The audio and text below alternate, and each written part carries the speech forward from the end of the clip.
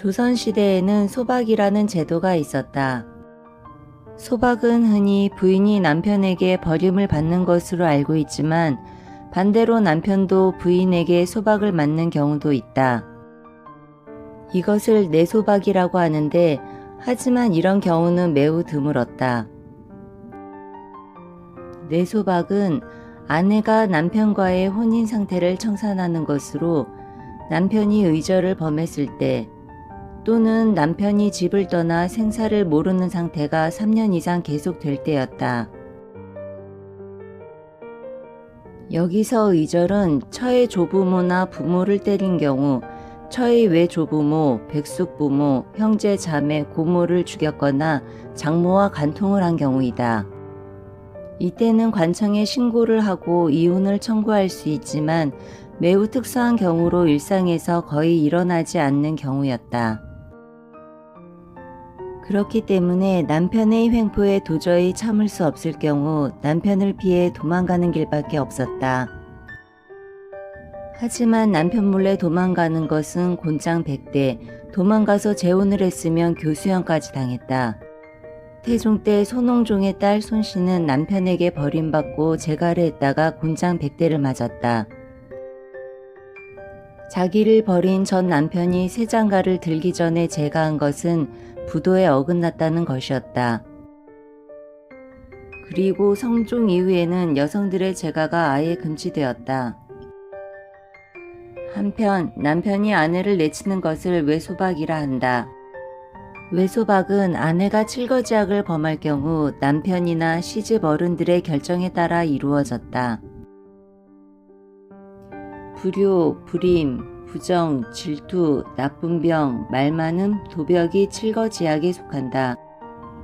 그런데 시부모를 잘 못 모신다는 경우 어느 정도가 불효인지 남편의 판단이 그 기준이었다. 그렇기 때문에 실제 소박의 사유가 되지 않더라도 누명을 씌워 소박을 놓는 경우도 있었다. 남편이 첩을 얻어 본 부인에게 투기를 유발하게 하고 부인이 투기를 하면 기다렸다는 듯이 칠거지약을 들어 소박을 놓거나 아내를 친정집으로 내치기도 했다. 소박을 당하는 여인은 시댁을 떠날 때 칠거지약을 범한 죄인이라는 뜻으로 소복을 입고 떠났다. 왕비의 경우라도 폐비, 즉 소박을 당할 때는 강상의 법도를 어긴 죄인이라 하여 소복 차림으로 궁궐을 떠났다. 여성이 소박을 당하면 자식은 남편에게 뺏기고 보퉁이 하나만 들고 어쩔 수 없이 친정으로 돌아와 평생을 소박대기로 손가락질 받으며 살아야 했다.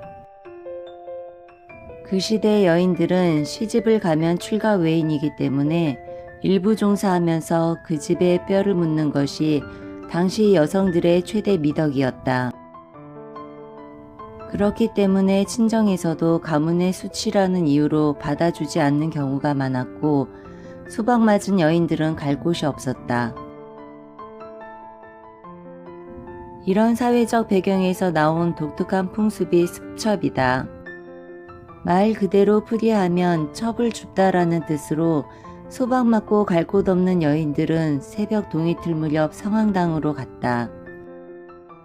소박 맞을 때 받은 잘라진 옷사풀 나비라고도 했는데 그것을 손에 쥐고 등에 이불보를 진 채 성황당 앞에 서 있으면 그녀를 처음 발견한 남성이 그 이불보로 싸서 보쌈을 가장에 데려가는 제도였다.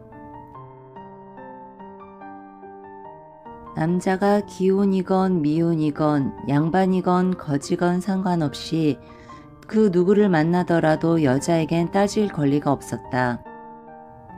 기혼인 남자를 만날 경우 그의 첩이 되었고 주로 노총각이나 상처한 호라비가 배필로 주워가는 예가 제일 많았다고 한다. 그래서 간혹 노총각들에게는 새벽에 성황당에 가보아라 하며 놀리기도 했다.